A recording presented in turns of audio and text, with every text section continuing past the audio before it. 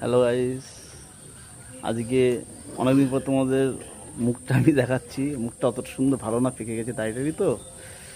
যাই হোক, মালদার থেকে গেছি পরশু দিন, কিন্তু দিদির বাড়িতে আসা হয় না, বোনের বাড়িতে যাই। প্রচণ্ড গরম। দিদির বাড়িতে এসে দিদি বললো কী খাবি, কাঁচকলা দিয়ে মাছ দিয়ে রান্না করতে বলেছি, খুব পুরনো একটা খাবার, আর কচু। তো এখন ব্যাপারটা হচ্ছে, দিদি বাড়িতে এসে সকালবেলা দিদি আমার জন্য বাজারে ওয়েট করছিলো, বাজার থেকে মাছও নিয়ে গেছিলো, ওখান থেকে গেছি ছোটো বোনের বাড়িতে। সেই এখন আমার দিদি কাটছে, এই দেখো সেই মাছ এখন কাটছে। এখানে 2-3 রকমের মাছ আছে, ঠিক আছে। বোনের বর এসছে, আমি এসছি দিদির বাড়িতে, ঠিক আছে। এখন জোরদার করে রান্না হবে, গরমে স্কিনগুলো পুরো শেষ।